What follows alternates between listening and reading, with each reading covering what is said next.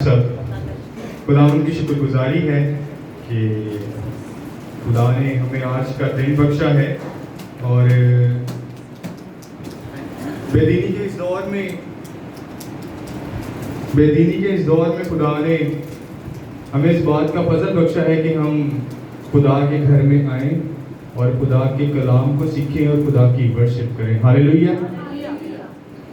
وقت کو ملحوظ خاطر رکھتے ہوئے اور ضائع نہ کرتے ہوئے ہم سیدھا اپنے کلام کی طرف بڑھتے ہیں، چونکہ I am also very impressed and blessed. مجھے برکت بھی ملی ہے اور میں متاثر بھی ہوں شینا بھابی کے کلام سے۔ تو وقت کو ضائع نہ کرتے ہوئے میرے ساتھ نکالیے گا یوحنا کی انجیل، اس کا پہلا باب اور اس کی 14ویں آیت۔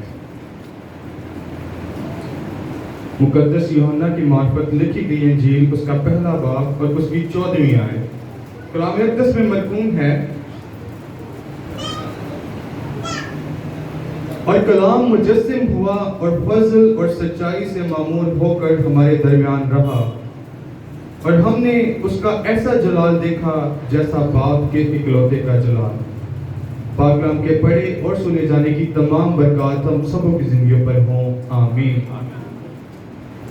ان آیات کی روشنی میں ہمارا جو آج کا موضوع ہے وہ ہے مجسم کلام۔ کئی لوگ یہ بھی سوچیں گے کہ آج یہ ضرورت کیوں پیش آئی کہ مجسم کلام پر کلام میں سنا رہا ہوں یا اس ٹاپک پر کلام سنایا جائے۔ تو اس کے پیچھے جو ہے وہ بہت ساری وجوہات بھی ہیں جو میں آگے چل کر اپنے کلام میں اس بات کو ایکسپلین کروں گا کہ کیا وجہ ہے کہ آج میں اس ٹاپک پر کلام سنا رہا ہوں اور اس بات کی ضرورت کیوں پیش آئی کہ ہم اس کے بارے میں سیکھیں۔ عزیزو، آج کا یہ جو عنوان ہے مجسم کلام، یہ اپنی نوعیت کا ایک منفرد اور یکسر مختلف قسم کا کلام ہے، کیونکہ مجسم کا مطلب ہے جسم اختیار کرنا یا کسی جسم کی صورت میں آ جانا، اور کلام یہ جو ابھی میں آپ کے سامنے بول رہا ہوں، یعنی میں جو لب کشائی کر رہا ہوں، جو میں کلمات ادا کر رہا ہوں، یہ میرا کلام ہے، یعنی کہ میں بول رہا ہوں اور وہ ایک جسم اختیار کر جائے۔ تو یقیناً جو ہے یہ اپنے اندر ایک بہت بڑا ٹاپک ہے، ایک بہت بڑا راز ہے، ایک بہت بڑی برکت ہے کہ کلام مجسم ہو جاتا ہے۔ ایک بولے گئے الفاظ جو ہیں وہ جسم کی صورت اختیار کر لیتے ہیں۔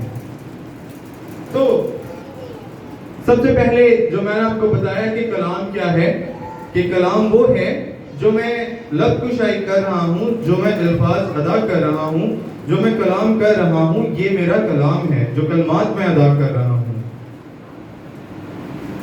اور مجسم کے بارے میں نے آپ کو بتایا کہ جسم اختیار کر لینا یا جسم کی صورت میں آ جانا، یہ اس کے لفظی مطلب ہے ان دونوں الفاظ کے۔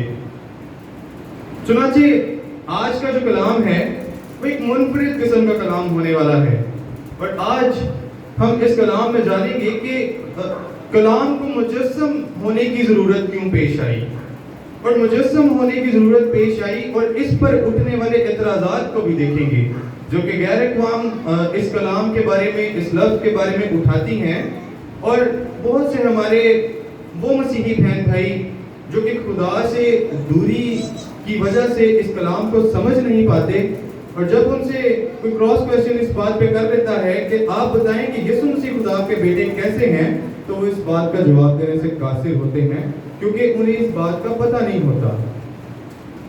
آئیں ہم آج کے اس منفرد کلام کو سیکھنے کی طرف جاتے ہیں۔ جیسا کہ ہم نے اپنی کلیدی آیت میں پڑھا کہ کلام مجسم ہوا اور فضل اور سچائی سے معمور ہو کر ہمارے درمیان رہا، اور ہم نے اس کا ایسا جلال دیکھا جیسا باپ کے اکلوتے کا جلال۔ عزیزو، یہاں پر ایک سوال بھی پیدا ہوتا ہے کہ کلام مجسم ہی کیوں ہوا؟ یسوع مسیح تو آ سکتے تھے، وہ جیسے وہ بالا خانہ میں رسول تھے، تو یسوع مسیح عین ان کے بیچ میں آ گئے، تو خدا کو تو کسی چیز کی ضرورت نہیں پڑی، کسی سورس کی ضرورت نہیں پڑی، وہ جہاں چاہتے ہیں وہ چلے جاتے ہیں۔ تو پھر خدا کو اس دنیا میں آنے کے لیے جسم کی ہی ضرورت کیوں پیش آئی؟ آئیں میرے ساتھ نکالیں پیدائش کی کتاب اور اس کا دوسرا باب اور اس کی 16ویں اور 17ویں آیت کو ہم تلاوت کریں گے۔ میں آپ میں سے کوئی نکال لے تو اسے جلدی سے پڑھ دیجیے گا۔ پیدائش اس کا دوسرا باب اور اس کی 16ویں اور 17ویں آیت. اور خدا نے آدم کو حکم دیا اور کہا کہ تو باغ کے ہر درخت کا پھل بے روک ٹوک کھا سکتا ہے، لیکن نیک و بد کی پہچان کے درخت کا کبھی نہ کھانا، کیونکہ جس روز تو نے اس میں سے کھایا تو مرا. ہاللیلویہ، آمین آمین. یہاں لکھا ہے جس روز تو نے اسے کھایا تو مرا. لیکن ہم دیکھتے ہیں کہ آدم جو ہے اس کے بعد 930 برس تک جیتا رہا. تو پھر یہ کون سی موت تھی جو آدم اس دن مرا؟ کیا وہ جسمانی موت تھی؟ آیا وہ روحانی موت تھی؟ جی یقیناً وہ روحانی موت تھی جو آدم اس دن مرا. اور عزیزو، یہ جو موت تھی یہ انسان اور خدا کے درمیان جو تھی، ایک اس بات کی بھی موت تھی کہ انسان اور خدا کا جو ڈائریکٹ کنیکشن تھا، جو ایک رابطہ تھا، وہ رابطہ منقطع ہو گیا، کیونکہ خدا نے اسے ایک حکم دیا تھا اور اس نے اس حکم کو توڑا. اگر ہم اسے ایک اور پیمانے سے دیکھیں تو تھوڑا سا اور پیچھے جانا پڑے گا. کرسچن اسکالرز یہ بیان کرتے ہیں کہ جب پہلے خدا کی بادشاہی تھی تو خدا کی انسان سے قبل میں یہ بات کر رہا ہوں، تو خدا کی بادشاہی کے 3 اہم ستون تھے. اس میں میکائیل، جبرائیل اور کچھ اسکالر جو ہیں اسے لوسیل بھی کہتے ہیں، جسے ہم لوسیفر کے نام سے جانتے ہیں. تو ان کے پاس جو تھی وہ خدا کی منسٹریز، 3 اہم منسٹریز تھی. جیسے میکائیل کے پاس وہ ڈیفنس منسٹری تھی، وہ کہیں پہ جانا ہے، کہیں پہ جنگ کرنی، تو خدا میکائیل کو جو ہے وہ بھیجتے تھے. پھر اگر کہیں پہ پیغام رسانی کا کام کرنا ہے، اسپوکس پرسن کا جو کام تھا وہ جبرائیل کرتے تھے. اسی طرح جو سب سے ایک اہم منسٹری تھی، جو انٹیریئر منسٹر تھا خدا کی بادشاہی کا، وہ بعض جو لوسیل کہتے ہیں، ہم اسے لوسیفر کے نام سے جانتے ہیں، وہ تھا. لیکن ہوتا کیا ہے، یہ جو تھا یہ سب سے خوبصورت فرشتہ تھا. اور یہ بھی ایک جگہ پر اسکالرز اس بات کو بیان کرتے ہیں کہ جب یہ اپنے پروں کو ہلاتا تھا تو اس میں سے کئی طرح کے ساز نکلتے تھے، اور اس کا مین کام جو تھا وہ یہ تھا کہ خدا کی عبادت کرنا، خدا کی مدد سرائی کرنا، اور خدا کی اندرونی جو اس بادشاہی کے معاملات ہیں انہیں دیکھنا. لیکن ہوتا کیا ہے، میں اس کے چند سیدھا نکات آپ کے سامنے بیان کروں گا تاکہ آپ کو کنسیپٹ پچھلا کلیئر ہو جائے، پھر آپ اگلے کلام کو سمجھ سکیں. تو ہوتا کیا ہے کہ وہ غرور کرتا ہے. جب وہ غرور کرتا ہے تو خدا اسے گرا دیتا ہے. پھر ہوتا کیا ہے، خدا انسان کو خلق کرتا ہے، خدا انسان کی تخلیق کرتا ہے. ابلیس کو اس بات کا غرور تھا کہ وہ بیسٹ ہے، خدا نے اسے جو بنایا وہ بیسٹ بنایا، اس سے اچھا یا اس سے کوئی اور جو ہے اس سے آگے نہیں تھا. خدا انسان کو اشرف المخلوق اس لیے بناتا ہے کہ ابلیس کا، شیطان کا یہ غرور بھی اس کے اندر ٹوٹ جائے. ہاللیلویہ. یقیناً اس بات کو سننے سے ہم سب کا ایمان بڑھتا ہے کہ ہم اشرف المخلوق ہیں. اور بائبل مقدس کے اندر لکھا ہے پہلی پیدائش کی کتاب میں کہ خدا نے ہمیں کچھ اپنے آپ سے کچھ ہی کمتر بنایا. تو اس بات سے جو ہے ہم سب کا ایمان بھی بڑھتا ہے. اب ہوتا کیا ہے کہ انسان بھی گناہ کرتا ہے اور انسان بھی خدا کی نظروں میں گر جاتا ہے. خدا اور انسان کا ڈائریکٹ جو کنیکشن ہے وہ ٹوٹ جاتا ہے. اب میرے ساتھ اگر آپ نکالیں پیدائش کی کتاب، اس کا 3 باب اور اس کی 15ویں آیت، تو اس کو سیکھنے میں ہمیں مدد ملے گی. کوئی نکال لے تو اسے جلدی سے ریڈ کیجئے گا. اور میں تیرے اور عورت کے درمیان اور تیری نسل اور عورت کی نسل کے درمیان عداوت ڈالوں گا، وہ تیرے سر کو کچلے گا اور تو اس کی ایڑی پر کاٹے گا. ہاللیلویہ، آمین.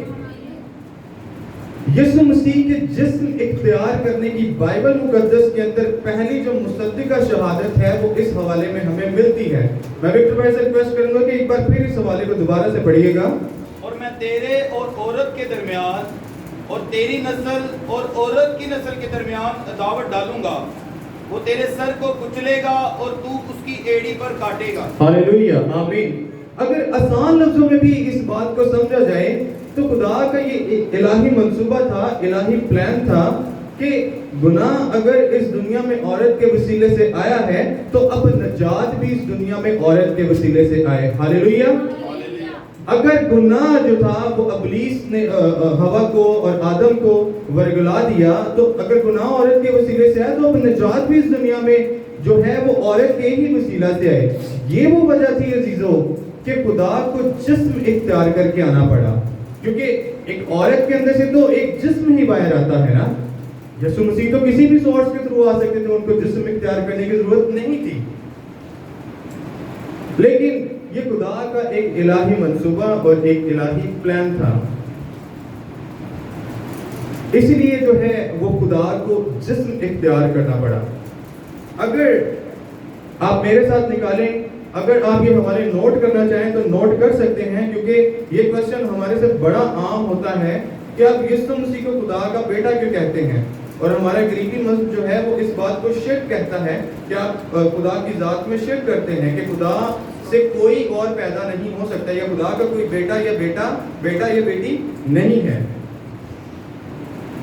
میں وکٹر بھائی سے ریکویسٹ کروں گا کہ وہ یوحنا کی انجیل اس کا 8واں باب اور اس کی 42ویں آیت نکالیں، اور انٹی کیلا سے ریکویسٹ کروں گا کہ وہ یوحنا کی انجیل اس کا پہلا باب اور اس کی پہلی آیت نکالیں، اور یوحنا کی انجیل اس کا 8واں باب اور اس کی 42ویں آیت کو میں چاہوں گا کہ آپ پہلے ریڈ کریں۔ یسوع نے اس سے کہا، اگر خدا تمہارا باپ ہوتا تو تم مجھ سے محبت رکھتے، اس لیے کہ میں خدا میں سے نکلا اور آیا ہوں، کیونکہ میں آپ سے نہیں آیا بلکہ اسی نے مجھے بھیجا۔ آمین۔ میں آپ سے نہیں آیا، میں خدا سے نکلا اور اسی نے مجھے بھیجا ہے۔ یہ عزیزو، یہ بات یاد رکھنے کی ہمیں ضرورت ہے، اس بات کو سمجھنے کی ضرورت ہے کہ خدا کا کلام جو ہے وہ مجسم کیوں ہوا۔ اور اگر کوئی ہم سے کویسچن کرتا ہے تو ہم اسے اپنی بائبل مقدس کے بیچ میں سے انہیں اس بات کو حوالوں کو کوٹ کر سکتے ہیں کہ جہاں یسوع مسیح اپنے منہ سے یہ فرماتے ہیں کہ میں خود سے نہیں آیا، مجھے باپ نے بھیجا ہے اور میں باپ سے نکلا ہوں، اور اگر تم باپ سے محبت کرتے تو تم مجھ سے بھی محبت رکھتے۔ اور اسی کے ساتھ میں انٹی کیلا سے ریکویسٹ کروں گا کہ وہ یوحنا کی انجیل اس کا پہلا باب اور پہلی آیت کی تلاوت کریں۔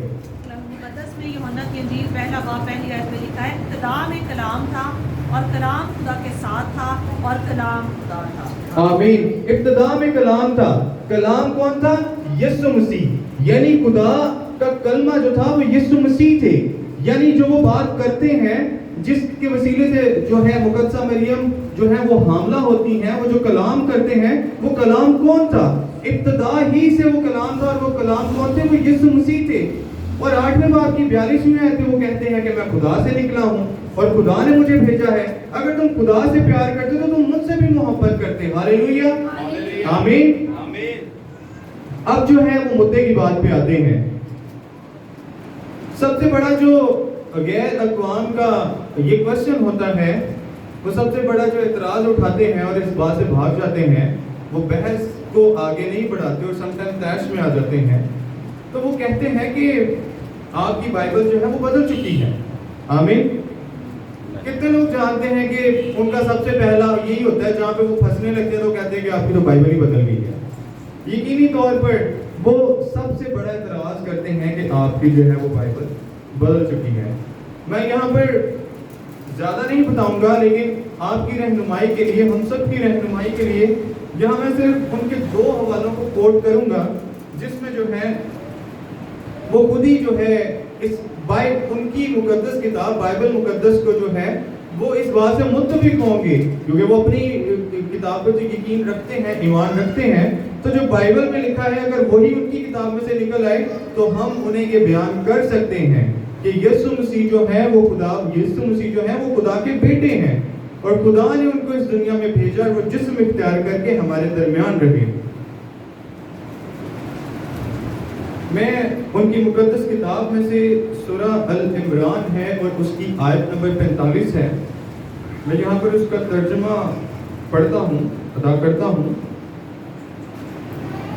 سورہ العمران اس کی آیت نمبر 45 میں لکھا ہے، اور یاد کرو جب فرشتوں نے مریم سے کہا، اے مریم خدا تجھے بشارت دیتا ہے اپنے پاس سے ایک کلمہ کی۔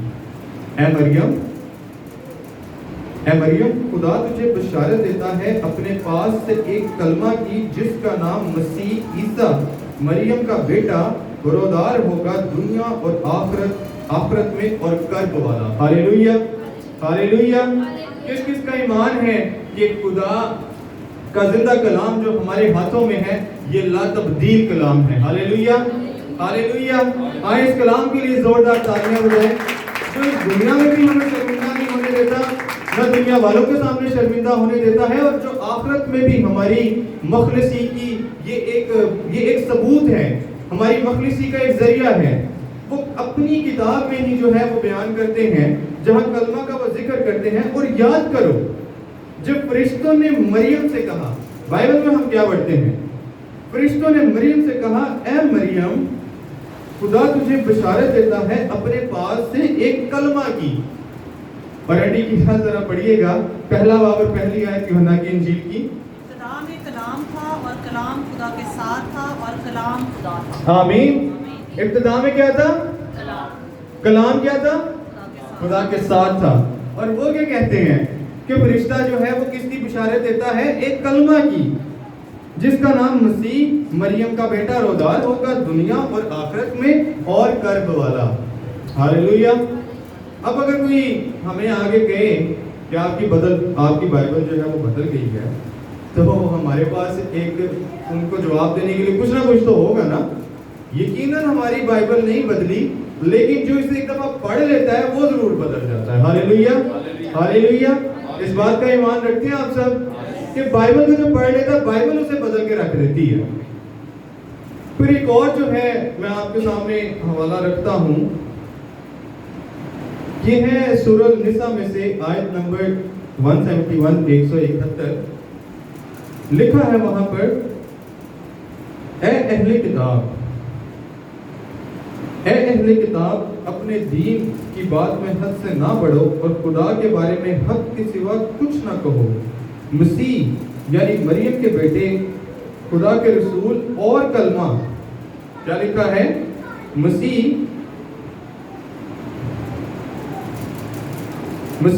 यानी मरियम के बेटे, खुदा के रसूल और कलमा थे जो उसने मरियम की तरफ भेजा था, और उसकी तरफ से एक रूह थे। वो यहाँ पर कहते हैं वो उसकी तरफ से एक रूह थे, वो एक कलमा थे जो खुदा ने मरियम की तरफ भेजा था। और खुदा और उसके रसूलों पर ईमान लाओ, ना कहो कि खुदा तीन है, बाज आओ कि ये तुम्हारे हक में बेहतर है। खुदा ही माबूद वाहिद और इससे पाक है कि उसके औलाद हो। जो कुछ आसमानों में और जो कुछ जमीन में है सब इसी का है, और खुदा ही कारसाज काफी है। अब वो सूरह निसा आयत नंबर 171 में भी कहते हैं कि वो यीशु मसीह को एक रूह कहते हैं, और वहां में फिर वो कलमे का जिक्र करते हैं।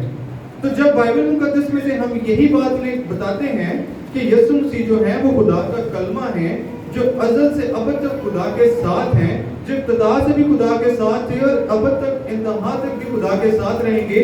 और जब फिर वो कहते हैं कि नहीं अब तो बाइबल बदल गई, तो फिर जो है हमारे पास एक उन्हें जवाब देने के लिए कुछ है कि हम उन्हीं की किताब से इस बात को साबित कर सकते हैं कि नहीं, बाइबल नहीं बदली, इसको पढ़ने वाले बदल सकते हैं। हालेलुया।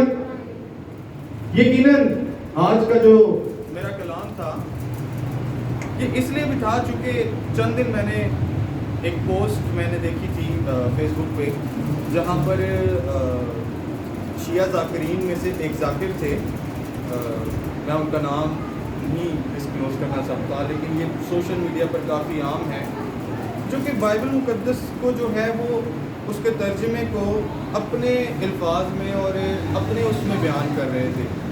जहाँ पर 7 लिपि कलमात में एक कलमा आता है, एली एली लमा शफ़क़तनी, हम सबको इस बारे में पता है। तो वो अब इसको तर्जुमा उसका क्या करते हैं कि जहाँ वो कहते हैं कि एली एली लमा शफ़क़तनी, कि यहाली मदद। तो देखिए कि हमारे जो हमसाया मज़हब है, जो हमारे मुस्लिम बहन भाई हैं, वो किस तरीके से जो है वो हमारे इस नैरेटिव को बदलने की कोशिश कर रहे हैं। और आज मुझे इस कलाम को सुनाने की इसलिए भी ज़रूरत पेश आई कि मैं अपने मसीही बहन भाइयों को जो मेरे साथ खिदमत गुजार भी हैं, और हम खिदमत लोग हैं, ایک دوسرے کی ہیلپ کرتے ہیں، اس کلام کو سناؤں کہ ہم سب کی ہیلپ ہو جائے اور اس کلام کو جو ہے وہ ہم آگے بڑھائیں، کیونکہ یہ سوال جو ہے ہمیں ہر گلی ہر کوچے میں ملتا ہے، ہوتا بھی ہے ہم سے. جب میں اسکول میں تھا اور میرا بیک گراؤنڈ جو تھا وہ رومن کیتھولک سے تھا، تو مجھے جو ہے یہ بہت بار یہ سوال ہوا اور بہت دفعہ ہمارا جو ہے وہ لاہور سے کوئٹہ آنے جانے کا وہ لگا رہتا ہے، تو اکثر اوقات جو ہے وہ بہت بڑی تعداد جو ہے وہ تبلیغی جماعت کے لوگوں کی بھی ہوتی ہے، اور پھر جہاں انہیں پتہ چل جائے کہ یہ جو ہے یہ مسیحی بیٹھا ہوا ہے، یہ کرسچن بیٹھا ہوا ہے، تو وہ اس دعوت کا کام ضرور کرتے ہیں. اور پھر وہ بہت شارٹ مائنڈ اور بہت تیز ہوتے ہیں، انہوں نے اپنے پاس پورا مواد رکھا ہوتا ہے جس میں سے وہ کویسچننگ بھی کرتے ہیں اور ہر کویسچن کا ان کے بارے میں جواب. جس طرح پولیس یسوع مسیح سے سوال کر رہا تھا نا، جب وہ یسوع مسیح کو آزمانے کے لیے تو وہ کلام میں سے پڑھ رہا تھا اور کلام ہی سے یسوع کو آزما رہا تھا. تو ہم نے کیسے جواب دینا ہے؟ جیسے یسوع نے کلام سے جواب دیا، ہم نے بھی کلام سے جواب دینا ہے. ہم نے ان کے ساتھ لڑنا نہیں ہے، کسی بات میں الجھنا نہیں ہے، بحث کرنا ہے. ضرورت پڑے جہاں کہ آپ کو کوئی غلط گائیڈ کرے وہاں پہ آپ اس کلام کو ان کے ساتھ شیئر بھی کریں، اور آپ ان حوالوں کو ان کے ساتھ شیئر بھی کریں کہ اگر آپ کو ہماری مقدس کتاب پہ جو جینا مرنا جو ہے ہم اس کو اپنا سمجھتے ہیں، اگر آپ کو اس پہ یقین نہیں ہے تو یہ دیکھیں کہ آپ کی مقدس کتاب میں یہ چیزیں لکھی ہوئی ہیں، پھر وہ کہیں پہ بھاگ نہیں سکتے. میرا ایمان ہے کہ آج کے کلام سے ہم سب کو برکت ملی. آئے اپنے سر کو جھکائیں گے اور میں ریکویسٹ کروں گا پاسٹر رشید سے کہ وہ دعا میں ہم سب کی رہنمائی کریں.